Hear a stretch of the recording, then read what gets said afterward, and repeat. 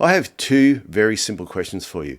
Is your podiatry business making the money that you feel it should be making for the amount of time you've been in podiatry? And are you having the time off with your family that you feel you deserve after all the time and effort you've put into your business? If you cannot answer yes to both of those questions, please go to my website, tysonfranklin.com, have a read through the coaching section and consider reaching out to me. I really look forward to talking to you and helping you where I can.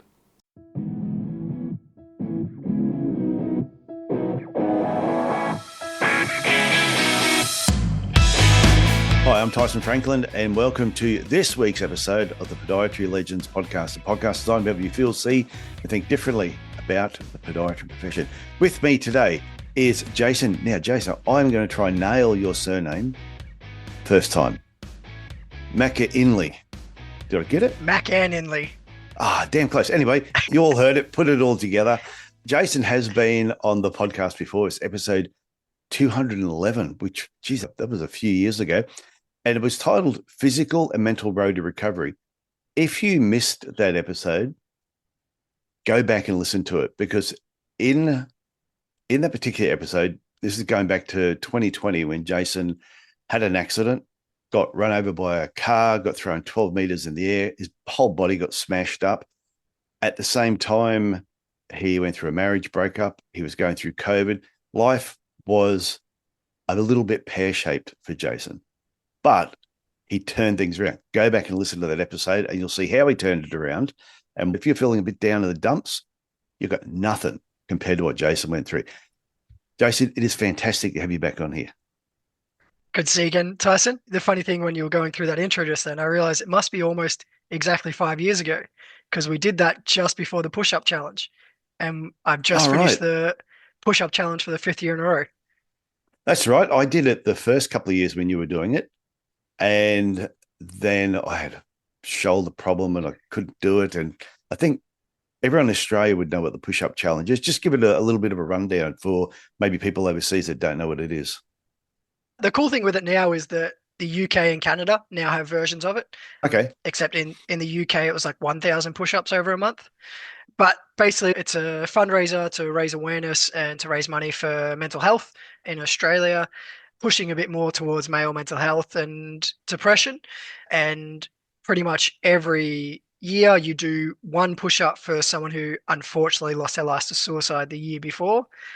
2025 to 2026 was the first year the number actually went down, which is absolutely amazing to hear.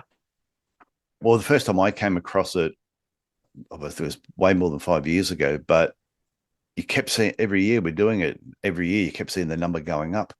Yeah, but when I first saw that, I was like, are we really doing anything? And then I realized it was going up less than the population increasing. So it was, when the push-up challenge was helping or other things, it was decreasing its rate, but not decreasing in number.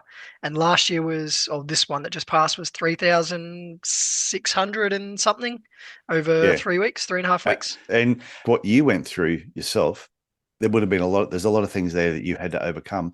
And I'm sure there's heaps of people out there who are struggling with different things, and they may not even be as bad as what you went through. Could be worse. But I think everybody handles things differently. And sometimes people on the outside, they all seem happy and cheery and everything's fantastic, but you don't know what's happening behind the scenes or mentally how they're coping. I think it's a fantastic thing that everyone who gets involved with it. Yeah, definitely. And yeah, I was lucky during that time. I've got an amazing friendship group, amazing family. So yeah, I couldn't imagine not having done everything I've done without that support. I feel for those that may not have or may not feel like they have that same support.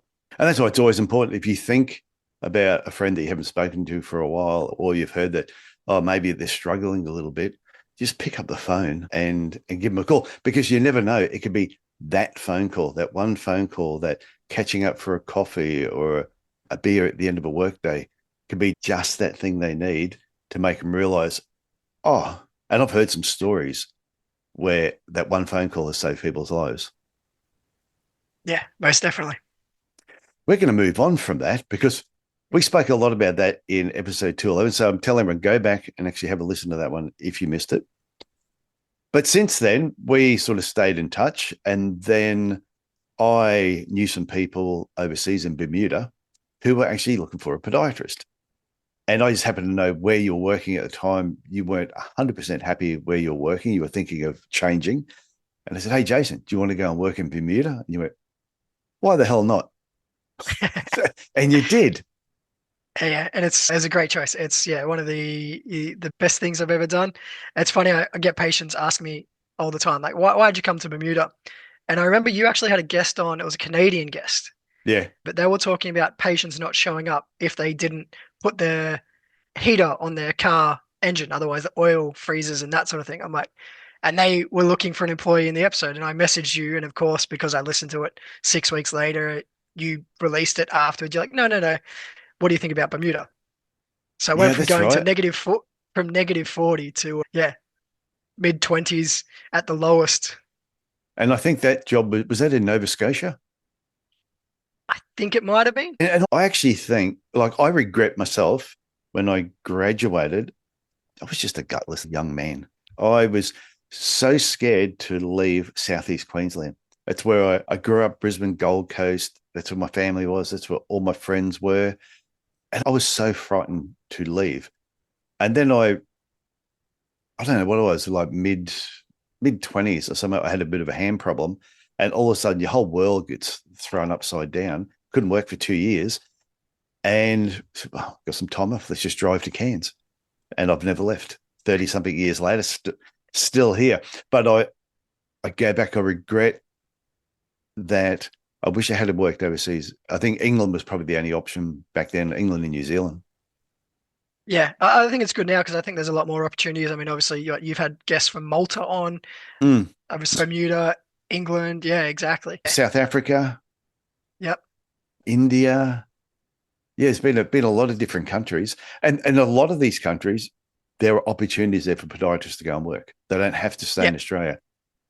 exactly. And I think that's what a lot of people may not understand, especially being from Australia, is that our passport is pretty strong.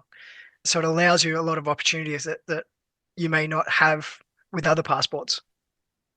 And we're not saying we want everyone in Australia to leave, because I know there'd be a lot of employers going, no, don't let anyone listen to this episode. We're struggling to keep podiatrists here, which I've said multiple times. I don't believe there's a shortage of podiatrists. I just think there's an overabundance of really average jobs. And too many podiatrists, especially new graduates, get sucked into those really average jobs. And they think, is this what podiatry is all about? And unfortunately, a proportion of them leave.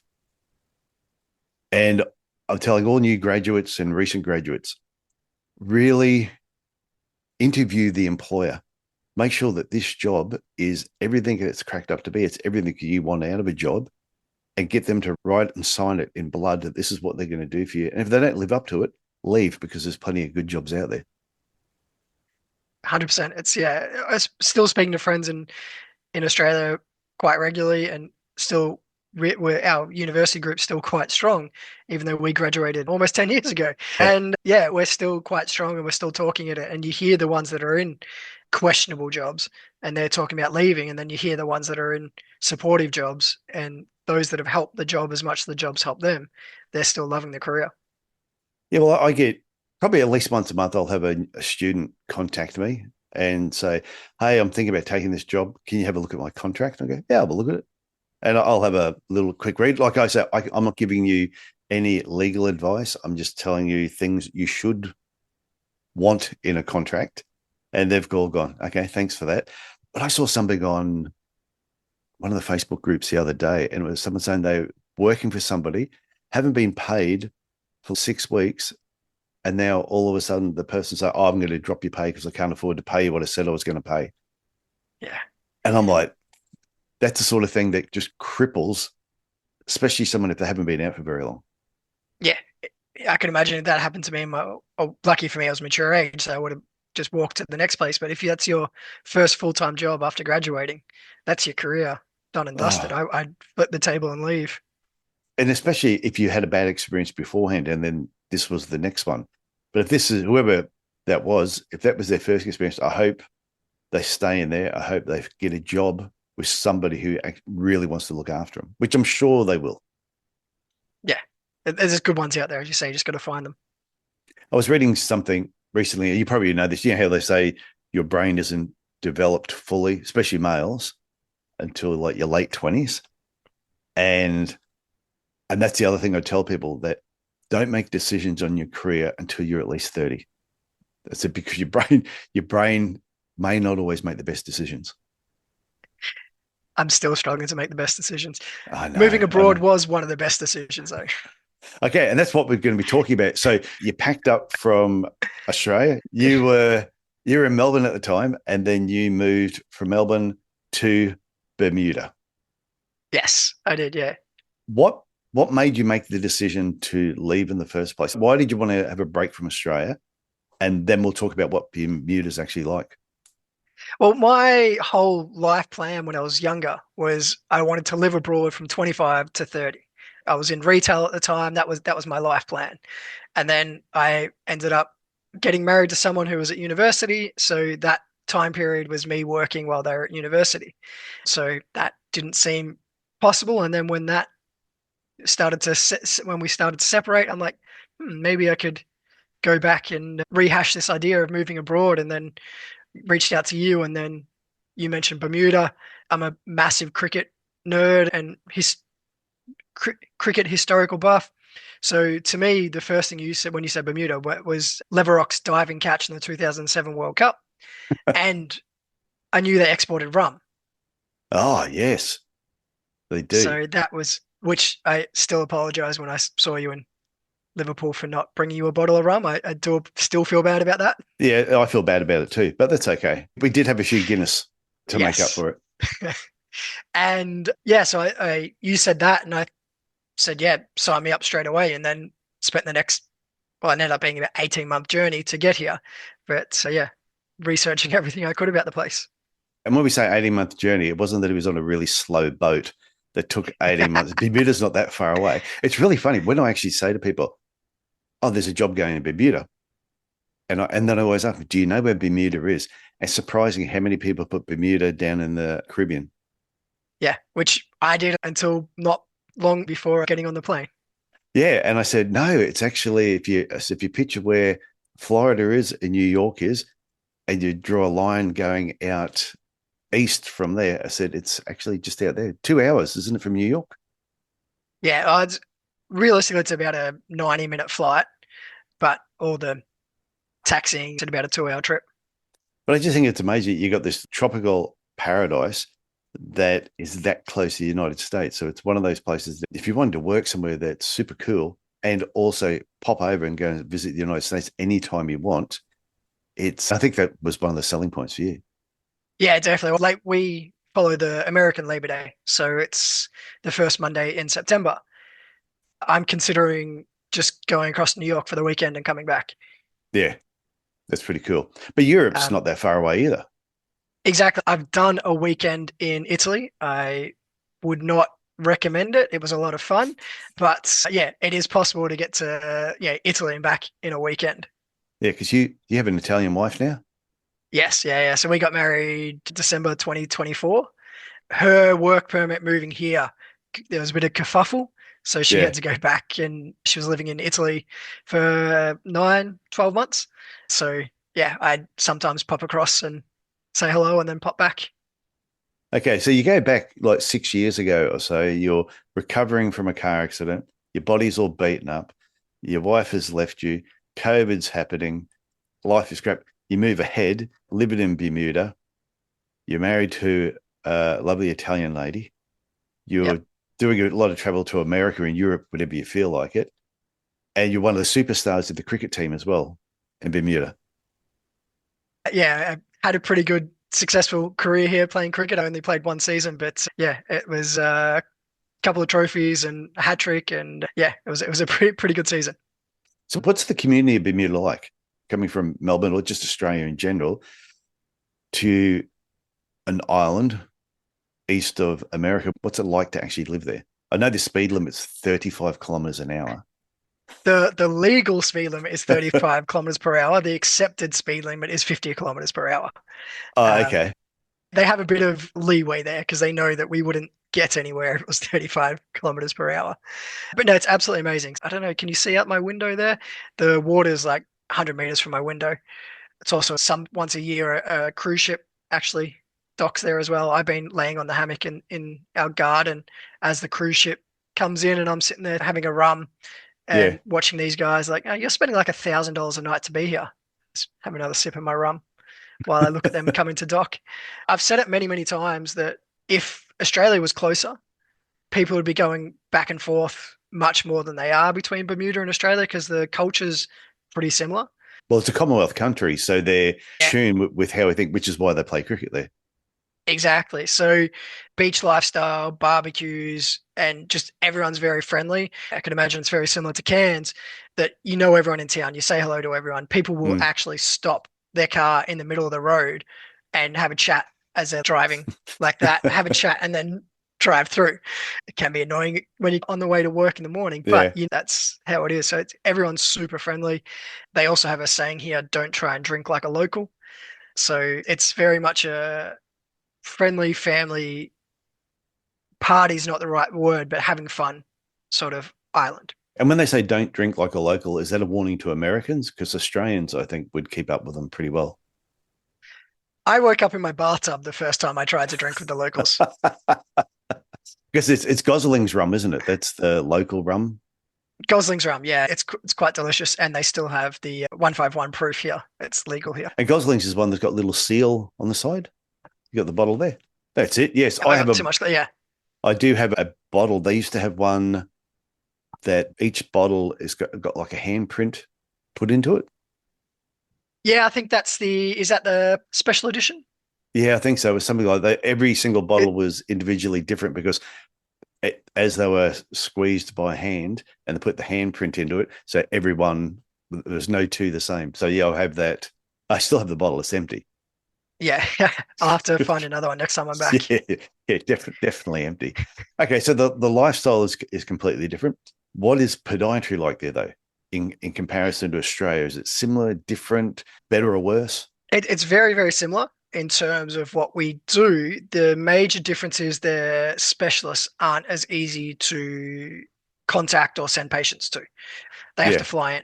The neurologist flies in. They're only here for a week of the month. So yeah, back home in Melbourne, for me, it was very easy. We had Stephen Edwards. We had a few of the other Gilheany, the surgeons, where I could sometimes I Facebook message Steve about a patient. We don't really have that here, which means you have to be a bit more of a one-stop shop. Wound care, your favorite thing. Yeah. Give me an ulcer.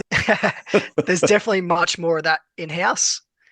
In Bermuda, the confirmed diabetes rate is up near 17%, much higher than Australia. And that's the diagnosed rate, not the undiagnosed as well. So it's also the rate of amputations here is 4 times higher than Australia. So you are doing a lot more of having to do everything in-house, but in terms of day-to-day stuff, it's very similar, which is quite nice.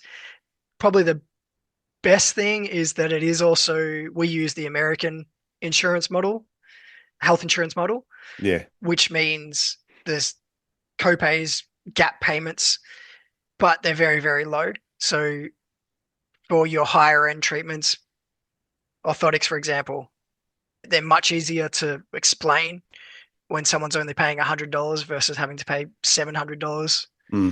So that's where it has its pros and cons. The cons are obviously that health insurance is very expensive out of your paycheck, but yeah, it's good and bad in that regard. What's the living costs like? Bermuda, Hamilton, the capital of Bermuda, is the most expensive city in the world. Oh, right. Okay. Yeah. Say you're going to a place and going to have a nice steak. It might cost you $40 to $50 for a decent steak. What would it be there? So it's not too dissimilar on the menu. Yeah. But here they add 18% gratuity on top. And it's USD rather than AUD. When you look at a menu, you're like, oh yeah, it's pretty similar. But it has, since I moved here, it has gone up a lot more. My wife and I went out to celebrate an anniversary. We went for a steak dinner and we paid $400. Oof, okay. Would have been a good steak, I hope. It was very good. The difference is I also only pay 6% income tax. Oh, well, that's nice. So while Hamilton's the most expensive city in the world, it doesn't even rank in the in the lowest 50 cost of living. So if your tax is low, is there good services tax? Do they have that over there? How do they collect their taxes then to keep the place going? Tariffs or duty, as they call it here. Everything that gets imported is 25%. Okay, that's why, and Basically. that's why everything is more expensive. Yeah, exactly. It's funny. I can get New Zealand lamb cheaper here than I could back home in Australia. Oh, right, okay. So there are some things that don't make any sense. I actually just put a big leg on the smoker over the weekend. But yeah, some things like that don't make sense. But then other things, you're like, this is absolutely absurd. Things like their Gosling rum, though, that would be relatively cheap because it's manufactured on the island. Yes, alcohol also has very little sales taxes on it as well. So even with it being distilled here, Mm. other brands of alcohol is still really cheap when it comes to bottles. They're just like the United States. Alcohol Exactly. there is Yeah. just ridiculously cheap in Yeah. comparison, especially to Australia. Yeah. Here it's again, it's all comparative to what we're earning here. Remember not long after starting at the cricket club, someone was like, "Oh, it's you must find it really expensive here." I'm like, dollar shock, not too much because you look at the menu in Australia, pretty similar to here. I don't really see it. And then someone said, "Oh yeah, that's because you're on an expat salary." And I'm like, "Yeah, that's a good point. Yeah. If I was on a local's salary, that would be much more difficult for sure." Yeah, because we won't talk about what you get paid because I know it's pretty good. Which is it's part of the deal. If you're going to travel from Australia and work in another country, you're going to get paid more as an incentive to be there. Exactly. Yeah. And the perfect example of that is what have I done? I've been to Liverpool 4 times, 3 times for conferences. Yeah, Yeah, my wife was in Italy. We got married in Italy. So I think I've done 8, 9 Italy trips since moving here. My old housemate actually lives in New York. So I've seen him half a dozen times.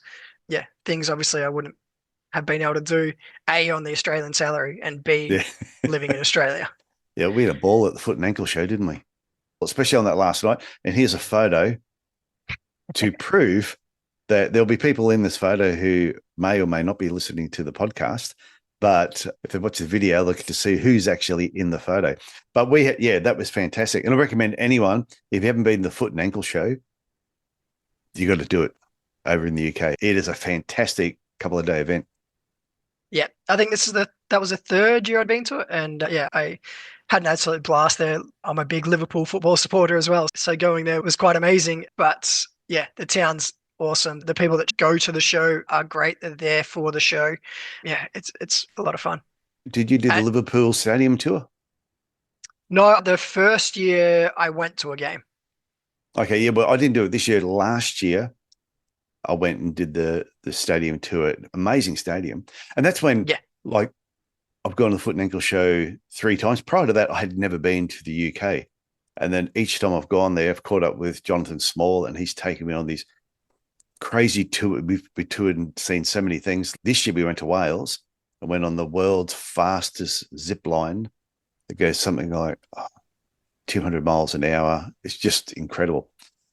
But having gone to the UK the last few times, that's why when I think back now to when I was younger, that I wish I had gone there because I think I would have had a ball. yeah. The things I've learnt, not just about other cultures, other ways of life, about myself from traveling and living abroad. It's amazing. It's so cool to see the things that are the same but completely different, if that makes sense. Yeah. Yeah. I didn't start traveling a lot until like my later years that I've gone overseas a lot more and more overseas conferences and experienced that. Like in 9 weeks' time, I'll be going to Arizona again for my 14th time. And I just absolutely love the place, my business black ops conference that I go to. But just every time you're over there, just the people you meet. And I always take a week off and go and do something different that I haven't done before. And just, I think travel is amazing. And I think if you can combine it with work, would be even better. Yeah, 100%. Yeah, even if I ever did look at coming back to Australia, we have something called Cup Match. So the last weekend of July, there is Emancipation Day and Mary Prince Day, and they celebrate those 2 days with a game of cricket, East versus West All-Star game. I'm lucky enough to be the medic for St. George's. I volunteer time to help out. So I Okay. get to be down on the ground, the two grounds that host it every year. It alternates. They're about 100-seat stadiums. For Cup Match, they're 10,000 seat stadiums. They build scaffolding. It's absolutely amazing. It's on YouTube if you want to look it up. Had you heard about that before you went to Bermuda? No, I hadn't. It's Oh, it's an right. amazing experience. But if I go back to Australia, I will 100% still volunteer to do it, knowing that I can then claim that as a tax deductible trip. Well, to me, it's probably like comparing a good race day in your town, like the Cairns Cup, just the atmosphere that comes along with something when it's a big ass event. Yeah, yeah. And Cup Match, everyone comes home for it. I mean, they've just finishing the census here, so it'd be good to know what the population actually is. But they So say what's it it's called? around Cup match Cup, or the Cup Match Classic. the Cup Match Classic? Okay. Yeah. So St. George's versus Somerset. Unfortunately, I am St. George's blue and blue through and through. 2012 is the last time St. George won it. And there's only two teams. So imagine Queensland beating New South Wales 14 years in a row, 16 Oh, years in a row. I know yeah. it's gotten close, but Yeah, no. Yeah, it's been fantastic. So you have to be born and bred on the island to play in that game. you have to have been here for 2 years Yep. before you're eligible for it. So you qualify. I would, but I tore my ACL after my first season, and that would have been my fourth knee reconstruction. So I hung the boots up and helped coach and help out as the hydration specialist, I like to call myself, aka Okay. water boy.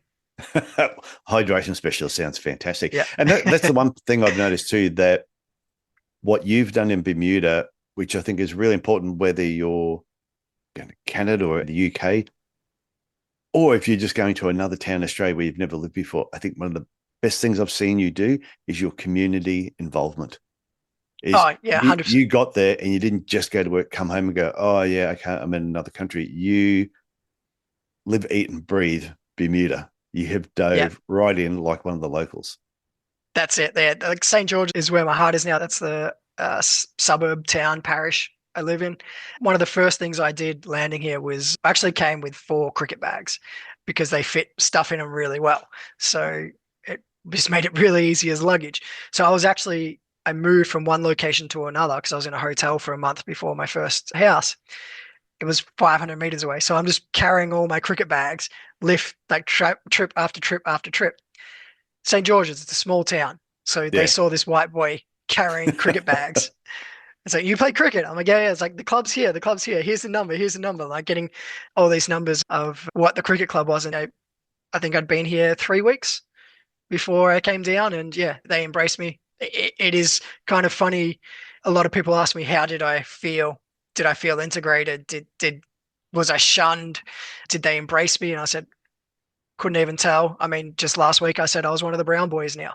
Yeah. So it's funny how the community is. Yeah, but I think that's any place you go to, where even when I've just done a holiday and like we were in Fiji for a week and a bit, we're on this island and on the island had what were they called? The Treasure Island Pirates was their rugby union team. And they were training on this field, which you sort of call it a field. They're playing the roughest game of touch rugby I've ever seen in my life. And I'm just watching them play. And all of a sudden the ball came over to me and I picked it up. I did this really big long pass to one of them. One of them catch it and went, do you want to come out and play with us? And I think I was late 40s at the time. And went, oh yeah, why not? Went in there. I tell you, only about 15 minutes, I was just totally wrecked. And one of the bigger guys there who was a bit unfit said, oh, I'm going to go for a swim. I said, yeah, not a problem. Went for a swim with him. Next thing, I'm in the village with him, making kava, doing all this other stuff. And I just think if you dive into the community spirit, you get involved with the locals wherever they are, you have a far better experience or a holiday if that's what you're doing. Yeah, I had the exact same story happen in Bali. We got one of the hotel guys to take us around in the taxi. We're talking about football. And he's like, do you want to play indoor football? So I'm like, yeah, cool. went and played. He's like, I don't have shoes. He's like, oh, you can play barefoot. So my feet, I've got photos of it. They're completely cut up from playing on artificial indoor football pitch. But yeah, sat there after the game. They're all in a circle. It's 35 degrees, 90% humidity. They're just cigarette after cigarette. And I'm just sitting there. He was the only one that spoke English. I didn't speak Balinese. And we're just passing around alcohol. I mean, I don't smoke, so I didn't partake in the cigarettes, but passing around alcohol. Then I said, oh yeah, why don't you come back to our villa tonight? Because we'd actually moved from the hotel to a villa. He's like, yeah, we'll stop and grab my wife and young fella. Stopped by his house. We had a drink at his house. Then he drove us to the villa. They hung out in the villa with us for a couple of hours. He still wished, this was 2012. He still wishes me a happy birthday every year on Facebook. So back to Bermuda and the community involvement you've done. You've done a wellness seminar, Healthy Feet for Busy Days. What was that all about? Yeah, so there's the two major health insurance actually amalgamated earlier last year. Yeah. And they went through their allied health numbers, and podiatry was the lowest used allied health in their network. So they want people to use it. Still sounds weird to me that an insurance company is trying to promote people to use services. I mean, so they have been getting all their major businesses that they insure. And so we went to Hamilton Princess, and we had everyone from kitchen staff to porters to desk workers there.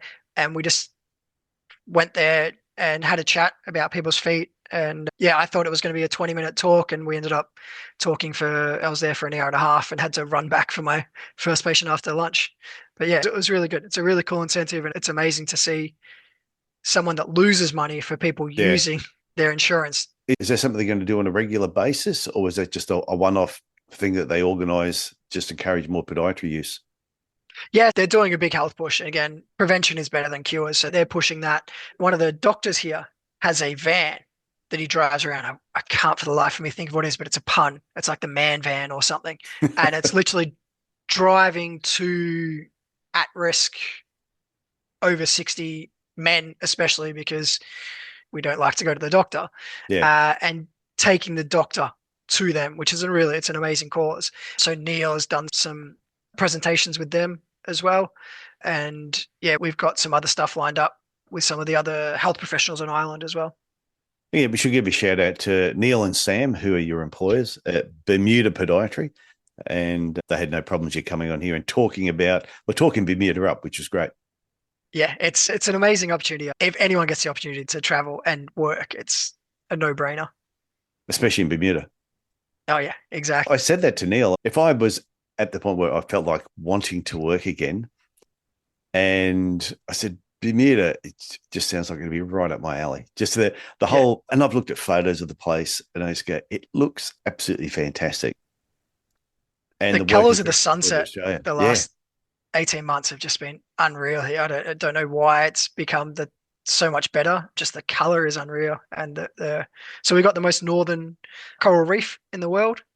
So there's huge snorkeling activities. There's actually a manatee here now. One single manatee. You got any sharks? There was a hammerhead in the reef recently. The good thing is Bermuda's surrounded by reef. So big sharks and big animals can't get in unless they get their way in through the shipping channels, but then they've got to navigate around cruise ships and cargo ships. So there was a baby hammerhead in 2 years ago, but yeah, a manatee got lost last week and is swimming around Bermuda. Okay. And the other thing you've done, the 24-mile Bermuda end-to-end fundraising walk. Yeah. Tell us more about that. So the end-to-end, it's a fundraiser they have here. At one stage, it was the biggest fundraiser in the world per capita based on participants. And what are they raising money for? I just saw that they've raised $7 million. Ooh. They have for Breakfast for Every Child, Dementia Bermuda, Knowledge Quest scholarships, trade internships. Yeah, and there's heaps of others through there. So how long have they been doing it for? Next year's the 50th anniversary or 40th. Okay, yeah. So they've been doing it for a while. Yeah. So it's basically we walk from one end of Bermuda to the other. I have actually contacted Guinness Book of Records to try and start a new world record of the most countries walked across. They haven't got back to me yet. But yeah, so we walk from the east end to the west end, it was 40 kilometers exactly this year. They moved the finish line. Yeah. So it was exactly 40 kilometers. And yeah, we set out at 7 o'clock in the morning and we got to the other end at 4 in the afternoon. Okay. So it's a fair decent walk. And then how many people are doing it? So there was 3,000 people 2024. I haven't looked up the figures for 25, and 26 hasn't come out yet. But yes, as I said, it's almost, what's that, 5% of Bermuda's population participate. Yeah. And then every 5 kilometers, there's drink stations. And then there's a competition for the drink stations, which is usually, think of it like a Bunnings snag. It's local communities giving out drinks and all that sort of thing. And then there's a vote for which station had the best, and then they win money for their sporting team or their community group as well. So they're lots of fun. There would have to be at least 5,000 to 6,000 people involved in total. So yeah, almost 10% of the population. No, that's fantastic. Just when you mentioned the Bunnings snag, and I'm sure there's people who don't live in Australia who'd be thinking, what the hell is a Bunnings snag? To explain the concept of the Bunnings snag, Bunnings is a huge hardware store, and a snag is a sausage. And pretty much it's just a sausage on white bread, must be white bread, tomato or barbecue sauce, and onions. And that's all it is. Just a beef sausage. And they are always amazing. And that was when COVID ended, because when COVID was on, they stopped the snag at Bunnings. And when they finally came back, when we heard about it, my daughter said to me, we've got to go to Bunnings and get a snag. The first one back in Melbourne in 2020 was the 5th of December. It was the day before my birthday. It was the best birthday present I ever got. I've spoken to people in America and they'll go, you get excited about a beef sausage on a white piece of bread. And I said, unless you've had one, it's amazing how good they are. Yeah. But I also think it's because beef sausages are not very common throughout the world. I've learned since moving here. Yeah, true. Yeah, I suppose. I've had to get... And the beef sausages, they just work perfectly with the white bread. I go barbecue sauce myself. And at one stage, they weren't doing onions because some woman complained because she slipped on them. So now they've got to put them underneath, which makes the bread soggy. Yeah, but I've told them, just put them on top. I said, I know how to manage my snag and bread. Exactly. But yeah, the end to end, it's a great cause. Yeah, it's hard work. I'm going to do it in sandals next year because even with correct footwear, I've lost my big toenail both years. So next year I've decided to do it in hiking sandals. And when you get to the end, I take it big celebration. Does Gosling's Rum sponsor anything? You know what? I don't think they did have anything to do with this one. It's the main sponsor is Convex. What's that? I don't know. It's a bit like the Storm jerseys. Like I always see, let's go Roosters. The Roosters jersey always has Steggles on it. I don't know what Steggles is. I do know what Steggles is, but I don't pay attention to what the sponsor is. I think Convex is. Let me just look it up. Yeah, look it up. Look it up. So that way we can at least give Convex, who are one of the sponsors. And Steggles, if anyone's wanting, Steggles are chickens, which used to be the perfect sponsor for the Sydney Roosters, which is my team. Which that's why they look over my shoulder on the video. The Roosters always sitting up there. Yeah, I realized I said Storm, and then I'm like, I actually don't know what one of the Storm sponsors are at the moment. Convex is reinsurance. For those that don't know what reinsurance is, they're the people that insure the insurance companies. There you have it. Talking about the Roosters, I bought a Roosters garden gnome the other day. So it's a garden gnome, but he's wearing a Roosters football jersey. And my daughter's just going, fantastic. Why? And my wife goes, where'd you put it? I said, you'll find it. I said, when you do, it'll put a smile on your face. Tell me you have a chook pen and it's in front of the chooks. No, we're not allowed to have chickens in the suburb we're in. No. Okay. There's like 50,000 feral chickens in Bermuda. I just run around everywhere. Yeah, because there's no predators. Oh, okay. That's good. So you don't have snakes? No, I was just going to say that's probably the biggest drawing point for Bermuda. There are nothing on the island can kill you. Yeah, we went to a comedy show the other day and they were talking about New Zealand. And I say, why New Zealand is just very carefree, because they said there's nothing there that will kill them. That's why they're a bit laid back here, bro. They said, whereas Australia, they said everything in Australia wants to kill you. Everything, Yeah. which is why we're a little bit more upbeat and a bit more cautious about where we're going, because we just assume every time you leave the house, somebody's going to try and kill you. So there was a suspected rattlesnake sighting. All right. It's been on the news. They hired in crews from America to try and find it. They haven't found it. Looks like it was an AI hoax video. But yeah, that was the hoo-ha of June. They are cool snakes. Have you ever seen a rattlesnake? I haven't, no. Yeah, I was in Arizona 2 years ago. We were talking to this old guy in his 80s at a bar, and he said to my wife and I, I've been here living here for 45 years. I've never seen a rattlesnake in Arizona. Okay. I said, I've seen two. I've come across two of them. I had one where I came across a bobcat and a rattlesnake having a fight, Yeah, which amazing. you don't see very often. And yeah, and then 2 years ago, we're just staying on a friend's ranch and just opened up the front door, and the rattlesnake is just there right at the front door. And they rattle just like the movies. I'd love to hear that. But one of the weird things I've noticed here is the chickens, even though they're feral, the roosters, back home in Australia, you get near a rooster that's around its hens, it's going to attack you. Yeah. They're completely placid here, again, because they have no predators. And this is what I was saying before. It's really cool being somewhere where something is the same but completely different. And the Well, it crows, does. Oh, yeah. What happens with the crows? they sound friendly. And But like they want to kill you. exactly, like back home in Australia, that call, you're like, oh, that's scary. Here, it's like almost like a friendly noise. It's really weird. Yeah. And the birds don't attack you. Haven't been swooped once. It's always, that's probably the only thing bugs me walking around Australia. I don't get scared when I walk outside. I'm not worried about snakes or spiders or anything like that. But bloody birds, when you get swooped by birds and they try and rip your ear off or gouge the side of Yeah. your head with their claws, that annoys the hell out of me. People often ask what is the thing I miss the most about Australia, and I do say the birds. The kiskadee sounds lovely. The crows, they sound friendlier, but the magpie warble, Oh, the yeah. the kookaburra laughing, the lyrebird, the songbirds. Yeah, it's. Oh, next time I come back, I probably won't even have a radio or anything in the house. I'll just sit outside listening to the birds. Yeah, it is. And I suppose it's sometimes too when you're living in different countries, even though you can be living in Bermuda and it's absolutely fantastic, or living in another country or working there, sometimes there is no place like home. There's certain things about where you're from that is what makes it special, but that's also what makes it special when you come home for holidays. 100%.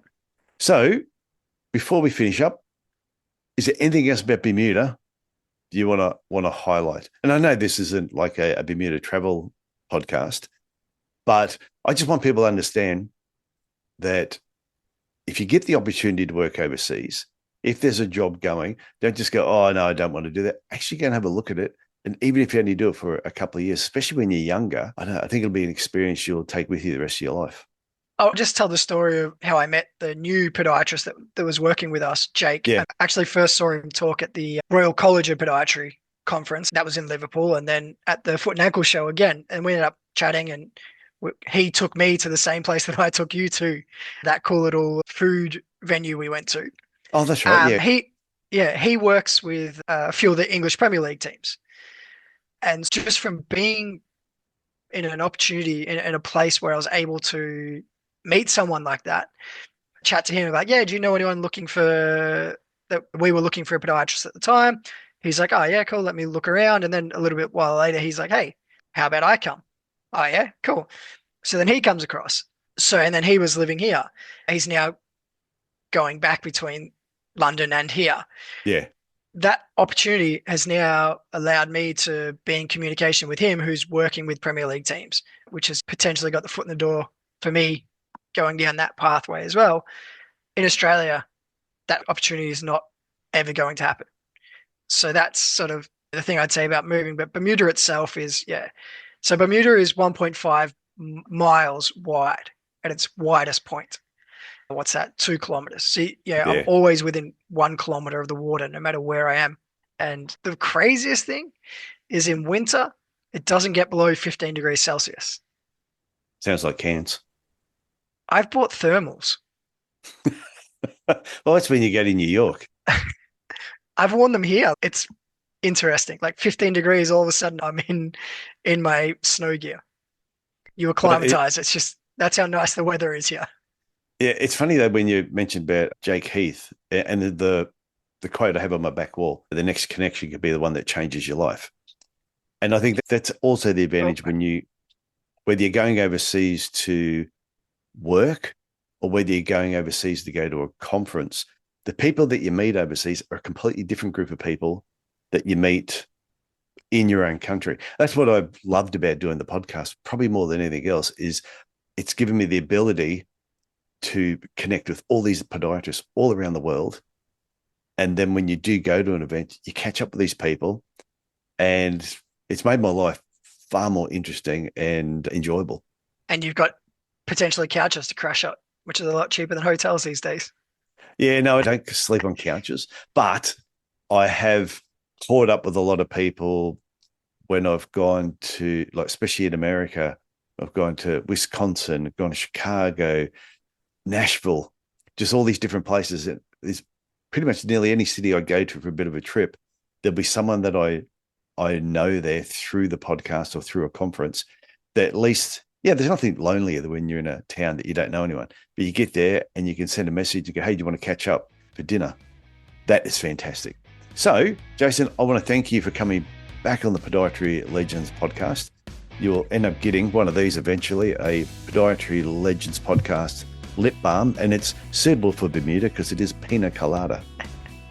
So thanks a lot for coming back on. This has been really enjoyable learning about your experience abroad and what it's like to be working in Bermuda. Perfect. Thanks, mate. It's a pleasure as always. Well, I hope you enjoyed listening to Jason today, and I really enjoyed this conversation myself because the story is a great reminder that your podiatry degree can be so much more than a qualification that just gets you a job in your hometown or maybe a town just close by. It can literally become your passport to the world. Jason took an opportunity to go to Bermuda. He threw himself into the local community. He got involved. He joined the cricket club. He got involved in other community events. He's travelled to the United States multiple times and to Europe, attended international conferences, and made professional connections that may never have happened if he'd stayed comfortably where he was. And I think that's the big takeaway from this episode. You don't necessarily have to move to Bermuda, although after hearing Jason describe the place, I think there'd be a few people right now that are probably checking airfares. But when an opportunity comes your way, don't automatically dismiss it because it's unfamiliar, inconvenient, or maybe outside your comfort zone. Sometimes the opportunities that initially seem a little crazy are the ones that end up changing your life. And remember, I have this quote on my back wall and I see it every day. The next connection could be the one that changes your life. So travel, attend conferences, meet podiatrists from other countries, put yourself in different environments. And if someone offers you an opportunity that makes you slightly nervous but also gets you excited, maybe your first response should simply be, why the hell not? Just let that sink in. And then hopefully in the not too distant future, I will get Neil and Sam, who own Bermuda Podiatry. I want to get them on the podcast to talk more about their particular business because they're doing some great things over there. Anyway, that's it for me this week. I want you to look after yourself, look after your family, and I will talk to you again next week. Bye for now.